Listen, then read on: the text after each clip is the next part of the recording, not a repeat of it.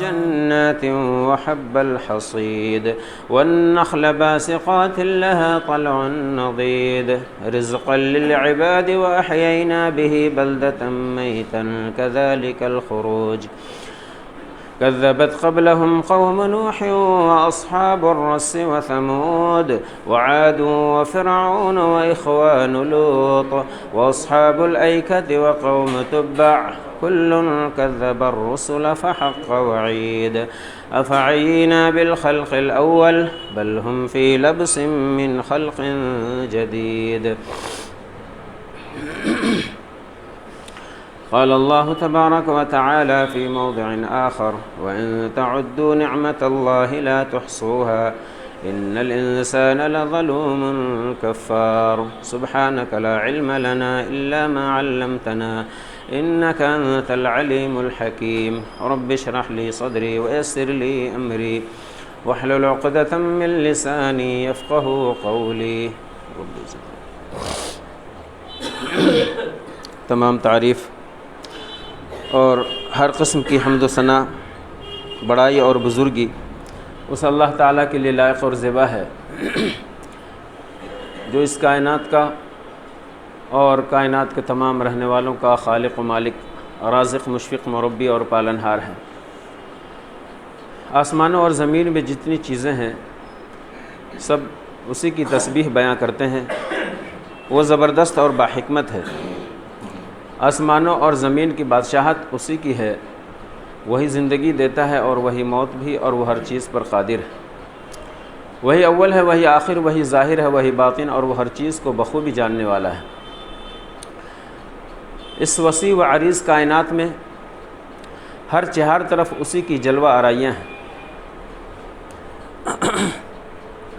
اس لیے جو ذات ایسی ہے کہ ہم جس کے گرویدہ اور پرستار بنیں، جس کے احسان مند اور شکر گزار بنیں، جس کی حمد و ثنا میں رطب اللسان ہو، جسے اپنی تمام امیدوں اور آرزوؤں کا مرکز سمجھیں، جس کی تعریف و توصیف اور جس کے نام سے اپنا ہر کام شروع کریں تو وہ اللہ اور صرف اللہ کی ذات ہے.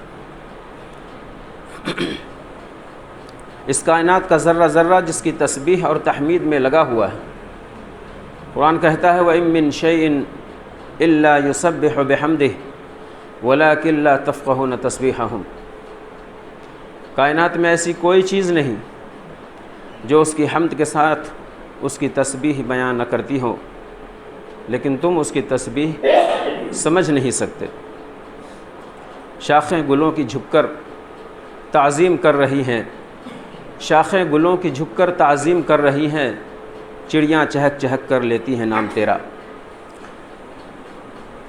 جو لوگ قرآن مجید کی تلاوت کرتے ہیں،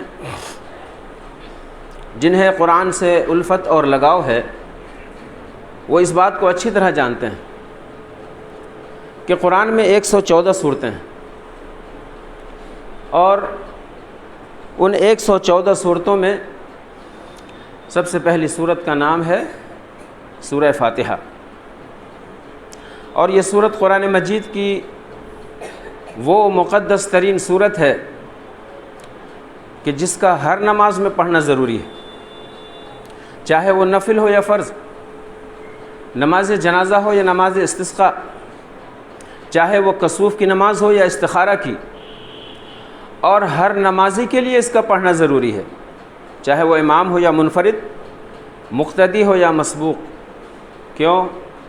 اس لیے کہ نبی محترم سرور مکرم رسول عالم حضرت محمد رسول اللہ صلی اللہ علیہ وسلم نے ارشاد فرمایا ہے، بخاری شریف کی روایت ہے، لا صلاۃ لمن لم یقرأ بفاتحۃ الکتاب. اس شخص کی نماز نہیں ہوتی جو سورہ فاتحہ نہ پڑھے. سورہ فاتحہ کی سب سے پہلی آیت ہے الحمدللہ رب العالمین،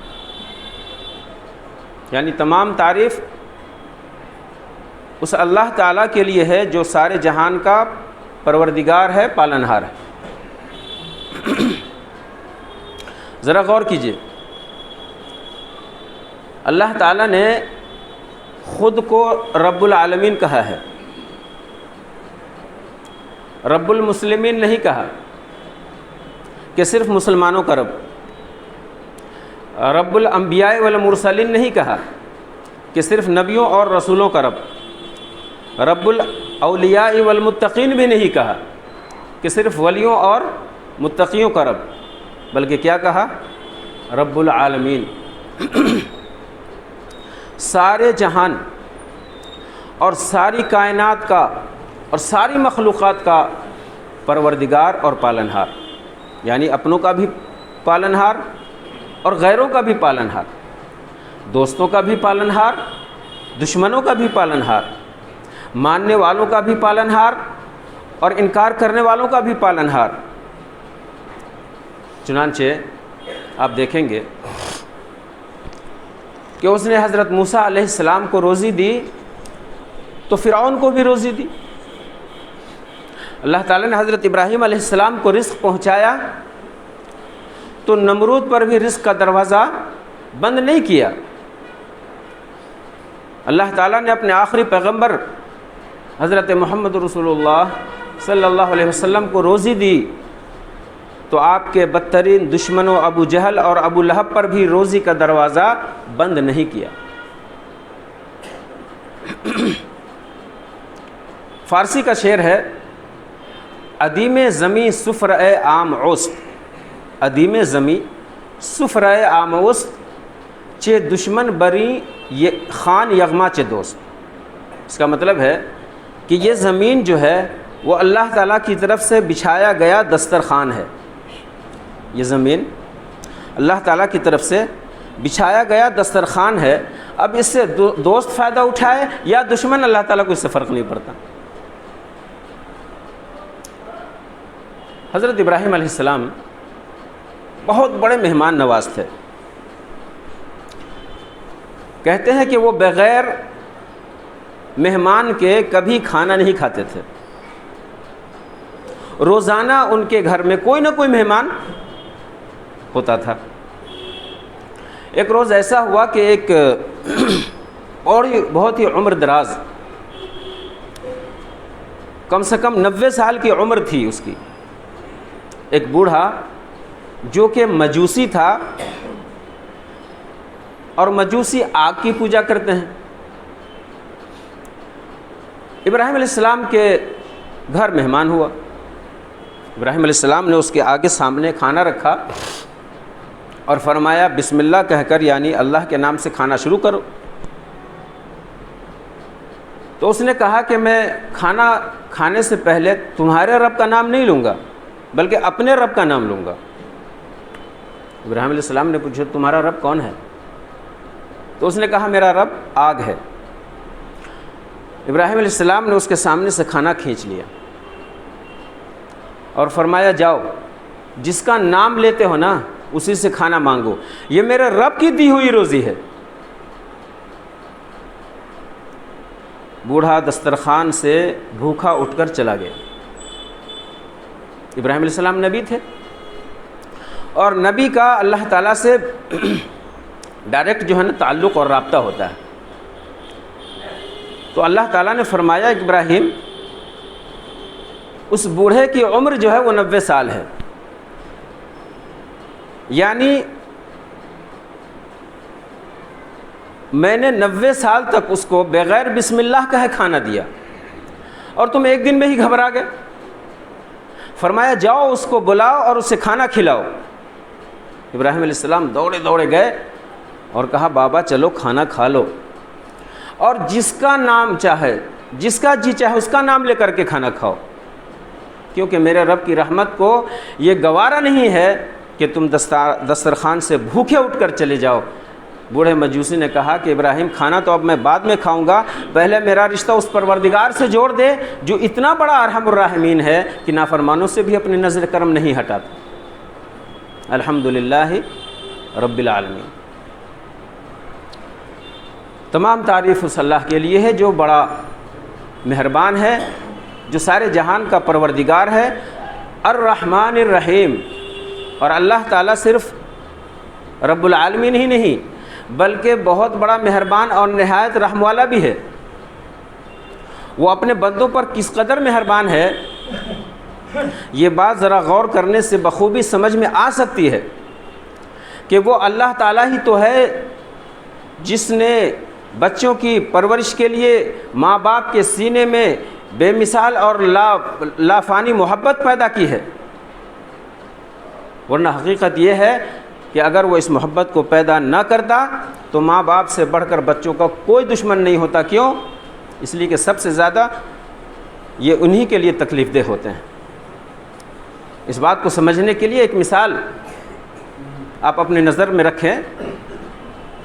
اگر کسی آدمی کے پاس شیشے کے 2 گلاس ہوں، ایک اچھا اور کام کے لائق ہو، دوسرا ٹوٹا ہوا بیکار اور ناقابل استعمال ہو، تو آدمی کس گلاس کی حفاظت کرے گا؟ جو گلاس کارآمد ہو، اور جو گلاس ٹوٹ کر بیکار ہو جائے آدمی کو اس کی پرواہ نہیں ہوگی۔ لیکن اگر کسی عورت کے 2 بچے ہوں، ان میں سے ایک تندرست، خوبصورت، توانا، قوی اور ہونہار ہو، اور دوسرا اندھا، اپاہج، بدصورت اور مفلوج ہو، تو اس ماں کو جتنی محبت اپنے خوبصورت اور تندرست بچے کے ساتھ ہوگی، اتنی محبت اور ویسی ہی محبت اپنے ناکارہ اور مفلوج بچے کے ساتھ بھی ہوگی۔ جبکہ وہ ماں جانتی ہے کہ یہ مجبور بچہ میرے کسی کام نہیں آئے گا، بلکہ الٹا مجھ پر بوجھ ہوگا، یہ مجھے کما کر کیا کھلائے گا، بلکہ خود مجھے محنت مشقت کر کے اس کا پیٹ پالنا ہوگا۔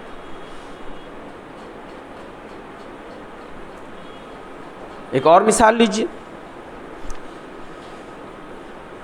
جاڑوں کی رات میں ایک ماں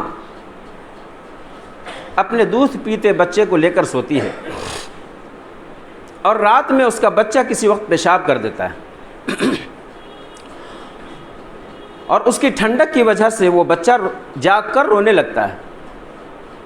تب وہ ماں کیا کرتی ہے؟ خود گیلی جگہ پر لیٹ جاتی ہے اور اپنے بچے کو سوکھی جگہ پر لٹا دیتی ہے۔ کیوں؟ اس لیے کہ اسے اپنے آرام سے زیادہ اپنے بچے کے آرام کی فکر ہوتی ہے۔ اسی طریقے سے ایک دودھ پیتے بچے نے اپنے ماں کو مارا، ایک تھپڑ لگا دیا، ماں نے اسے اپنے سینے سے لگا لیا۔ اس کا مطلب کیا ہے؟ ایک معاملہ جو بظاہر مار کا معاملہ تھا، ماں نے اس کو محبت کا معاملہ بنا دیا۔ اس کو ماں نے ایک برائی کو بھلائی کے خانے میں ڈال دیا۔ اس نے ایک قابل سزا چیز کو قابل انعام چیز قرار دیا۔ یہ اللہ تعالیٰ کی صفت رحمت کی ایک ہلکی سی جھلک ہے جو ماں کے رویہ کی شکل میں دکھائی جاتی ہے۔ یہ ایک نشانی ہے جو بتاتی ہے کہ اللہ تعالیٰ نے اپنی رحمت کے کیسے عجیب نمونے اس دنیا میں بکھیر دیے ہیں۔ تو جس ماں کے دل میں اپنے بچے کے لیے اتنی محبت ہے، خود اللہ تعالیٰ کے دل میں اپنے بندوں کے لیے کیسی کچھ محبت ہوگی۔ لیکن شفقت و محبت کی یہ انوکھی قسم ماں نے اپنے اندر خود سے نہیں پیدا کی ہے، بلکہ اس کا خالق اللہ تعالیٰ ہے۔ الحمدللہ رب العالمین، تمام تعریف اس اللہ کے لیے جو سارے جہان کا پروردگار ہے، پالنہار ہے، جو بڑا مہربان، نہایت رحم والا ہے، روز جزا کا مالک ہے۔ اللہ تعالیٰ نے ارشاد فرمایا وَإِن تَعُدُّوا نِعْمَةَ اللَّهِ لَا تُحْصُوهَا، اگر تم اللہ کی نعمتوں کو گننا چاہو تو نہیں گن سکو۔ میرے بھائیوں، رمضان کی آمد ہے، اور اس مبارک مہینے کی آمد پر پہلے تو ہم آپ کو دل کی گہرائیوں سے اس مبارک مہینے کی مبارکباد پیش کرتے ہیں کہ یہ مہینہ ہمارے لیے اور آپ کے لیے مبارک ہے، تمام امت مسلمہ کے لیے مبارک ہے۔ لیکن سوال یہ ہے کہ اس مبارک مہینے کی آمد پر گرمی کے موسم میں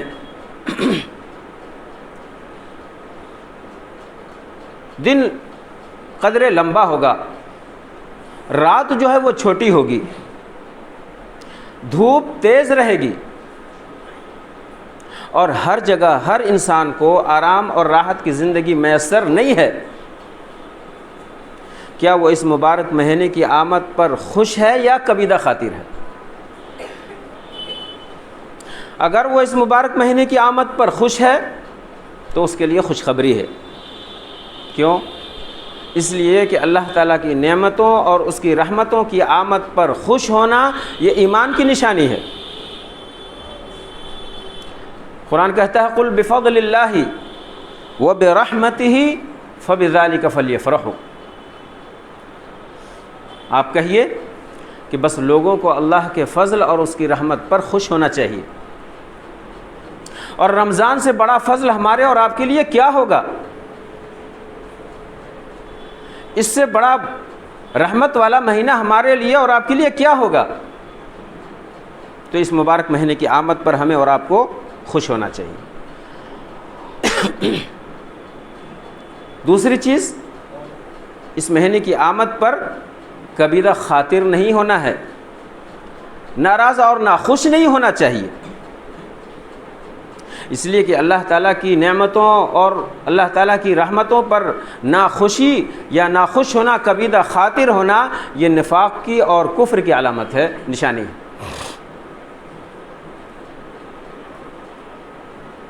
اللہ تعالیٰ نے قرآن مجید میں ارشاد فرمایا ذَلِكَ بِأَنَّهُمْ كَرِهُوا مَا أَنزَلَ اللَّهُ فَأَحْبَطَ أَعْمَالَهُمْ، اللہ تعالیٰ نے جو کچھ نازل کیا لوگوں نے اس کو ناپسند کیا، ناخوشی کا اظہار کیا، تو اللہ تعالیٰ نے ان کے بقیہ جو بھی نیک اعمال تھے ضائع اور برباد کر دیے۔ تو پہلی چیز، ہمیں اور آپ کو اس مبارک مہینے کی آمد پر خوش ہونا چاہیے، لیکن سوال یہ ہے کہ ہم اس مبارک مہینے کی آمد پر خوش ہوں تو کیوں؟ ذرا سوچیں۔ اولاً یہ مہینہ قیام اور صیام کا مہینہ ہے، اور صیام اور قیام پر اللہ تعالیٰ نے جو اجر رکھا ہے وہ ہم سے اور آپ سے پوشیدہ نہیں ہے۔ کیا فرمایا نبی صلی اللہ علیہ وسلم نے؟ من صام رمضان ایمانا واحتسابا، اور دوسری حدیث ہے من قام رمضان ایمانا واحتسابا، کہ جس نے ایمان کے ساتھ ثواب کی نیت سے رمضان کے روزے رکھے، اور جس نے ایمان کے ساتھ ثواب کی نیت سے رمضان میں قیام کیا، فائدہ کیا ہے؟ اس کے پچھلے گناہ جو ہے وہ معاف کر دیے جاتے ہیں۔ تو ہے نہیں یہ خوشی کا موقع کہ ہم روزہ رکھیں، قیام کریں، رات کو تراویح پڑھیں، ذکر و اذکار کریں، دعائیں مانگیں، اور پھر قرآن مجید کی تلاوت کریں، اور اللہ تعالی ہمارے پچھلے گناہوں کو معاف فرما دے۔ اس سے بڑی راحت کی بات، خوشی کی بات اور کیا ہو سکتی ہے؟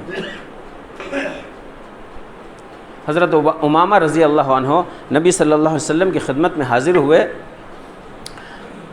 اور عرض کیا کہ مجھے کوئی ایسا عمل بتلائیے جو مجھے جنت میں داخل کر دے، میں جنت میں چلا جاؤں۔ آپ نے ڈائریکٹ فرمایا روزہ رکھو، اگر تمہیں خواہش ہے جنت کی، اس میں جنت میں داخل ہونا چاہتے ہو، اس کے مستحق بننا چاہتے ہو تو روزہ رکھو۔ یہاں تک کہ آپ نے ارشاد فرمایا کہ روزہ اور قرآن یہ دونوں قیامت والے دن بندے کی سفارش کریں گے، اور ان کی سفارش کو قبول بھی کی جائے گی، قبول کر لی جائے گی۔ ہم اس مبارک مہینے کی آمد پر خوش کیوں نہ ہو کہ یہ مبارک مہینہ دعاؤں کی قبولیت کا مہینہ ہے۔ نبی صلی اللہ علیہ وسلم نے ارشاد فرمایا کہ ہر مومن کی، ہر مومن، ہر مسلمان کی روزانہ ایک دعا قبول کی جاتی ہے۔ ذرا سوچیں، اگر رمضان کے 30 دن ہوں اور ہماری 30 دعائیں قبول کر لی جائیں تو ہم کتنے بڑے سعادت مند ہیں۔ میرے بھائیوں، ہم اس مبارک مہینے کی آمد پر خوش کیوں نہ ہوں کہ یہ مہینہ ایک مومن کے لیے جہنم سے نجات کا مہینہ ہے، نجات کا ذریعہ ہے یہ مہینہ، کس سے؟ جہنم سے۔ اور یہ ایک مومن کی سب سے بڑی کامیابی ہے کہ وہ جنت سے بچا لیا جائے اور جنت میں داخل کر دیا جائے، اس سے بڑی کامیابی اور کوئی نہیں ہو سکتی ہے۔ فَمَنْ زُحْزِحَ عَنِ النَّارِ وَأُدْخِلَ الْجَنَّةَ فَقَدْ فَازَ، بہت بڑی کامیابی ہے کہ آدمی جہنم سے بچ جائے اور جنت میں داخل ہو جائے۔ میرے بھائیوں، ہم اس مبارک مہینے کی آمد پر خوش کیوں نہ ہو کہ اسی مہینے میں اللہ تعالیٰ نے ایک رات رکھی ہے جس کا نام ہے لیلۃ القدر۔ اگر ہم نے اس رات کا اہتمام کر لیا نماز سے، ذکر سے، دعا سے، استغفار سے، تو کتنا اللہ تعالیٰ ہمیں 1000 مہینے سے زیادہ کی عبادت کا ثواب عطا فرمائے۔ ہم اس مبارک مہینے کی آمد پر خوش کیوں نہ ہو کہ ہم گنہگار بندے ہیں، روزانہ دن اور رات گناہ کرتے ہیں، گناہوں میں ڈوبے ہوئے ہیں، اور یہ مہینہ اللہ تعالیٰ کی مغفرتوں کو حاصل کرنے کا مہینہ ہے، اللہ تعالیٰ کی رحمتوں کو حاصل کرنے کا مہینہ ہے، اپنے گناہوں کو بخشوانے کا مہینہ ہے۔ میرے بھائیوں، رمضان آنے والا ہے، ہمیں اور آپ کو رمضان کا استقبال کرنا ہے۔ کیسے استقبال کرنا ہے؟ علماء حضرات ایسے موقع سے ایک مثال دیتے ہیں، وہ مثال ہوتی ہے مہمان کی۔ آپ کا کوئی بہت ہی محبوب، کوئی بہت ہی عزیز، بہت ہی قریبی رشتہ دار دور سے کہیں آ رہا ہو، کوئی امریکہ میں ہو، کوئی انگلینڈ میں ہو، کوئی دبئی میں ہو، کوئی عرب میں ہو، اور اس کے آنے کی خبر ہو کہ فلاں دن وہ مہمان آنے والے ہیں، کیا کرتے ہیں؟ اپنے آپ کو تیار کرتے ہیں، گھر کو تیار کرتے ہیں، گھر کی صاف صفائی ہوتی ہے، یعنی کھانے پینے کا پورا انتظام ہوتا ہے، ان کے آنے کے بعد ان کا استقبال کس طرح کیا جائے اس کے بارے میں غور و فکر کیا جاتا ہے، یعنی گھر میں ہر طرف چہل پہل ہوتی ہے، بچے خوش نظر آتے ہیں۔ تو یہ جو رمضان کا مہینہ ہے، یہ اللہ تعالیٰ کی طرف سے بھیجا ہوا ہمارے لیے اور آپ کے لیے ایک مہمان ہے۔ ہمیں اس کا استقبال کیسے کرنا ہے؟ سب سے پہلے تو وہی بات جو میں نے عرض کی کہ ہمیں اس کی آمد پر خوش ہونا چاہیے، دل سے خوش ہو، اخلاص کے ساتھ، اخلاص نیت کے ساتھ ہمیں خوشی کا اظہار کرنا چاہیے، آپس میں ایک دوسرے سے بات چیت کرتے رہنا چاہیے، گھر میں کرنا چاہیے، اور اس کے لیے پوری پہلے ہی منصوبہ بندی کر لی جائے۔ اس میں ایک بڑی منصوبہ بندی وہ یہ ہے کہ رمضان کا مہینہ جب ختم ہونے والا ہوتا ہے، یعنی رمضان کے آخری عشرے میں بہت سارے لوگ کیا کرتے ہیں؟ وہ عید کی تیاری کرنے میں لگ جاتے ہیں، جبکہ رمضان کا آخری جو عشرہ ہوتا ہے وہ زیادہ سے زیادہ عبادت کرنے کا ہوتا ہے، اور اس میں لوگ جی کپڑوں کی تیاری ہے، جی عید کے کپڑوں کی تیاری ہے، عید کے کھانے پینے کی تیاری ہے، یہ ہے وہ ہے، گھروں کی صاف صفائی ہے، پردے بدلے جا رہے ہیں، یہ بدلے جا رہے ہیں، وہ بدلے جا رہے ہیں، اور جناب دن میں اور رات میں جو ہے شاپنگ ہو رہی ہے۔ یہ بات درست نہیں ہے۔ ہمیں رمضان سے پہلے رمضان کی تیاری کرنی ہے۔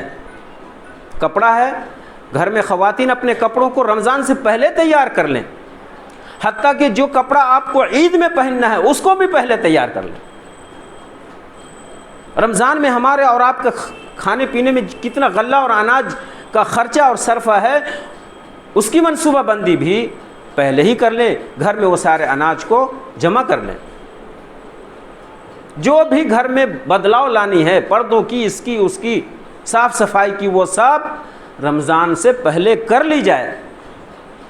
یہ سب سے بہتر استقبال ہے رمضان کا۔ اور دوسری بات، ہمیں اور آپ کو اپنے نیتوں کے اندر اخلاص پیدا کرنی چاہیے۔ جو بھی عمل ہوگا عبادتوں کا اور عبادت کی جتنی قسمیں ہیں ان تمام قسموں میں اخلاص نیت جو ہے وہ شرط ہے کہ وہ سارے اعمال کا مقصد بجا لانے کا مقصد ہے وہ رب کی رضا حاصل کرنا۔ کوئی ریاکاری نہیں، کوئی دکھاوا نہیں، کوئی یہ نہیں، کوئی وہ نہیں کہ فلاں کیا کہے گا، نہیں، مقصد ہے صرف اور صرف اللہ کی رضا حاصل کرنا۔ تو اپنی نیتوں کو خالص کر لیں۔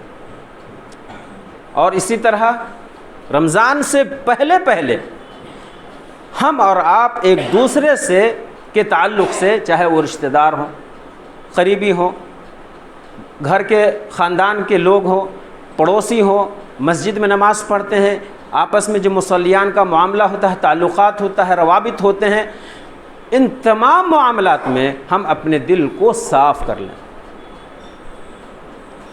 جتنے بھی دلوں کی بیماریاں ہیں ان سب کو دور کر لیں، ختم کر دیں۔ کینہ کپٹ کی بیماری، حسد کی بیماری، جلن کی بیماری، یہ بیماری، وہ بیماری، دل کی بہت ساری بیماریاں ہیں، جانتے ہیں آپ، بہت ساری بیماریاں ہیں دل کی۔ ان تمام بیماریوں کو رمضان سے پہلے ختم کر لیں، آپس میں ایک دوسرے سے میل محبت کا ماحول پیدا کریں۔ اور اگر کوئی غلطی نظر آئے اپنے گھر میں، اپنے بھائیوں کے درمیان ہو، مسجد میں مصلیان کے درمیان کوئی معاملہ ایسا نظر آ رہا ہے، سمجھ میں آتا ہے کہ یہ صحیح نہیں ہے، یہ غلط ہے، تو اس کی اصلاح کی کوشش ہونی چاہیے، نہایت صدق دل سے، اخلاص کے ساتھ، للہیت کے ساتھ، کہ بھائی یہ معاملہ جو ہے میری نظر میں درست نہیں ہے، اگر اس کو اس طرح کر لیا جائے تو کیسا رہے گا۔ آپس میں بہت ہی پیار اور محبت کے ساتھ جو ہے نا کوئی بھی معاملے کو ہم اور آپ حل کر سکتے ہیں۔ کوئی ضروری نہیں ہے کہ چیخ و پکار کی جائے اور جناب اختلافات کیے جائیں اور شور شرابہ ہو، یہ کوئی اچھی چیز نہیں ہے۔ اس سے ہمارے اور آپ کے درمیان جو ہے نا شیطان کو اپنا مکر و فریب کو داخل کرنے کا موقع ملتا ہے، اختلافات اور بڑھتے ہیں۔ اس لیے خوش اسلوبی سے اپنے معاملات کو حل کرنے کی کوشش کریں۔ باتیں اور بہت ساری تھیں، یہیں پر اپنی بات کو ختم کرتے ہوئے اللہ تعالیٰ سے دعا کرتے ہیں کہ رب العالمین ہم سب کو نیک عمل کرنے کی توفیق عطا فرمائے، رمضان سے پہلے اس کا بہتر انداز سے اس کا استقبال کرنے کی توفیق عطا فرمائے، اور رمضان کے مہینے کو ہم سب کے لیے مغفرت کا ذریعہ بنائے، اپنی رحمت کا ذریعہ بنائے۔ رب العالمین ہمارے تمام گناہوں کو معاف فرما دے، جہنم سے بچا کر کے جنت میں داخل فرما دے۔ وآخر دعوانا الحمد للہ رب العالمین۔ بارک اللہ لی ولکم فی القرآن العظیم ونفعنی وإیاکم بما فیہ من الآیات والذکر الحکیم۔ اقول قولی ھذا واستغفر اللہ لی ولکم ولسائر المسلمین من کل ذنب فاستغفروہ انہ هو الغفور الرحیم۔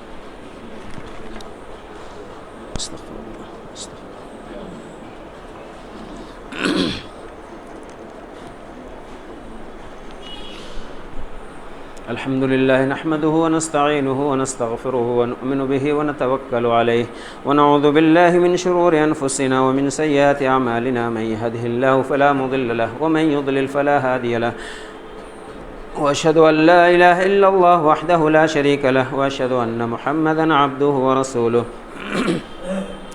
أما بعد فإن خير الحديث كتاب الله، وخير الهدي هدي محمد صلى الله عليه وسلم، وشر الأمور محدثاتها، وكل محدثة بدعة، وكل بدعة ضلالة، وكل ضلالة في النار۔ قال الله تعالى بسم الله الرحمن الرحيم إن الله وملائكته يصلون على النبي يا أيها الذين آمنوا صلوا عليه وسلموا تسليما اللهم صل على محمد وعلى آل محمد كما صليت على إبراهيم وعلى آل إبراهيم إنك حميد مجيد اللهم بارك على محمد وعلى آل محمد كما باركت على إبراهيم وعلى آل إبراهيم إنك حميد مجيد اللهم انصر من نصر دين محمد صلى الله عليه وسلم واجعلنا منهم، واخذل من خذل دين محمد صلى الله عليه وسلم ولا تجعلنا منهم۔ عباد الله رحمكم الله، إن الله يأمر بالعدل والإحسان وإيتاء ذي القربى وينهى عن الفحشاء والمنكر والبغي يعظكم لعلكم تذكرون، واذكروا الله العلي العظيم يذكركم وادعوه يستجب لكم ولذكر الله أكبر۔